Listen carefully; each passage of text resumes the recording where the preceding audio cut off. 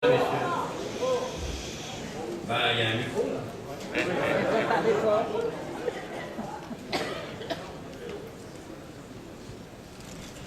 Mesdames, Messieurs, chers amis,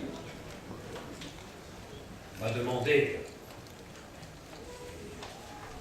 j'en suis très fier de parler devant vous, d'essayer d'exprimer devant vous un certain nombre de réflexions, d'abord générales, qui nous concernent tous, et puis certaines ont pu vous inspirer, ou m'inspirer, naturellement, la campagne électorale que nous avons vécue et que j'ai personnellement vécue. Et que je crois que nous avons vécu avec enthousiasme.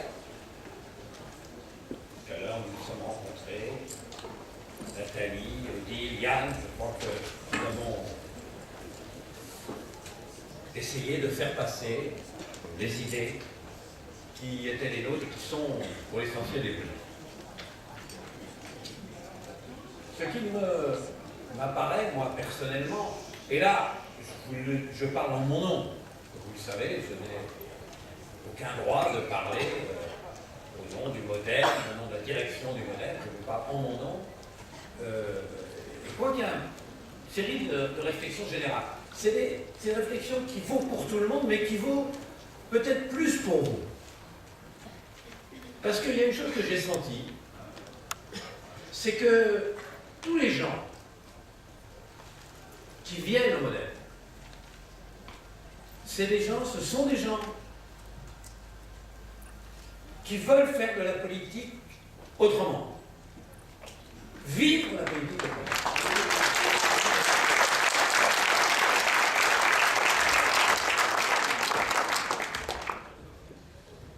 Et ce que je pensais avant, mais c'est devenu une certitude, et ça vaut pour tout le monde, c'est qu'il vaut mieux et plus écouter, entendre, non pas ce que nous disent forcément les gens qu'on ferait pour Kant, non pas ce que nous disent forcément les médias et qu'on lit dans les médias, mais ce qu'il faut peut-être mieux écouter et mieux entendre ce que nous dit la société. La société en tant que collectivité, qui nous dit au fond cela. Par exemple, elle nous dit à tous, et vos critiques sont justes, vous touchez juste, vous avez raison, heureusement que vous êtes là pour le dire.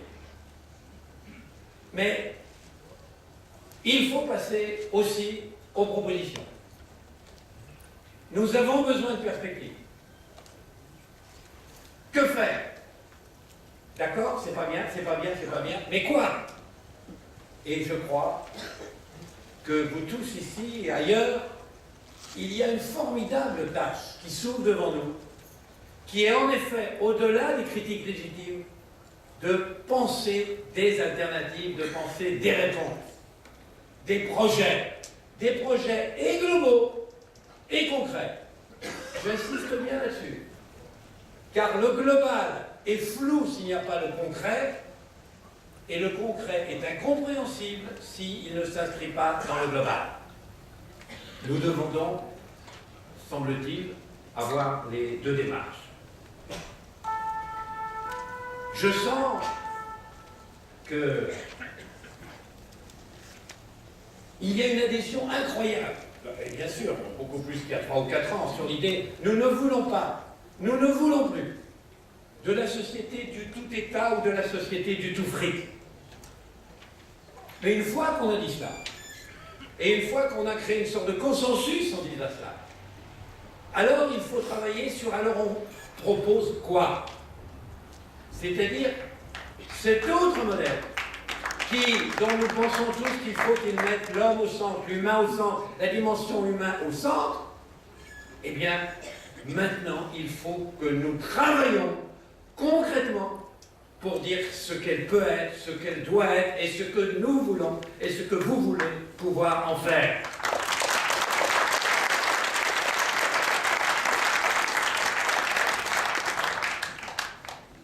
Ce que j'ai entendu aussi, c'est cela, et ça concerne absolument tous les mouvements.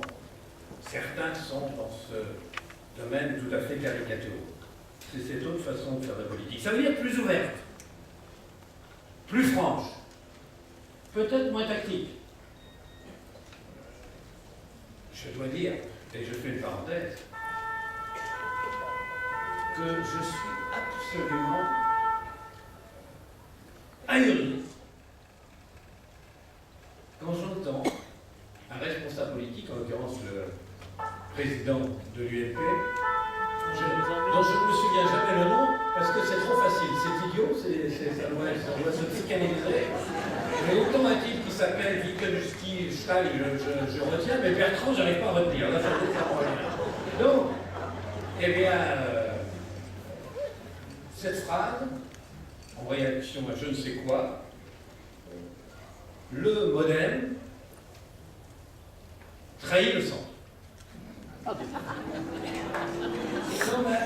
on peut dire, c'est une opinion. Alors là, toutes les opinions sont respectables. Toutes, enfin, quand elles sont ridicules, extrêmes, mais ça. Mais enfin, de la part de quelqu'un qui représente un gouvernement, ou si l'on emploie son mot, c'est le gouvernement qui contient le plus de traits de l'histoire de la République, ou alors on emploie un autre mot.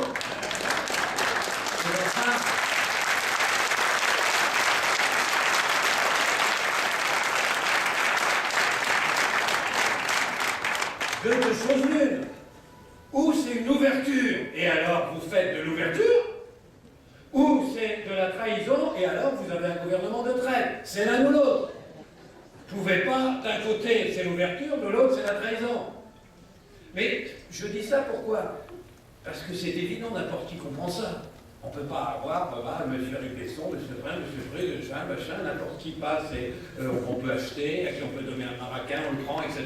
Et ensuite, prononcer sans rire le mot de trahison pour quelqu'un d'autre. Mais comment? C'est ça aussi faire la politique autrement. Parce que de deux choses l'une. Oui, il ne comprend même pas qu'il dit une ânerie, mais je ne crois pas. Ou alors il dit ça va passer. Mais arrêtons de dire les choses en disant les gens sont cons, ça va passer. Ce n'est pas vrai. Il y a un moment où ça passe plus. Il faut voir son but. Il faut voir son cohérence.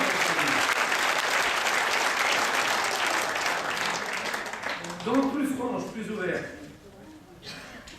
Moins manichéenne.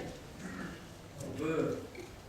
Et d'ailleurs, moins manichéenne et peut-être en même temps plus de conviction. Je crois ce qui est terrible. Vous voyez, le hasard faisait que je parlais de M. Ribesson, par exemple. J'ai rien contre M. Ribesson, mais il se trouve que j'ai eu l'occasion, en tant que journaliste, de l'attaquer parce qu'il tenait des propos extrêmement sectaires. Jospinien.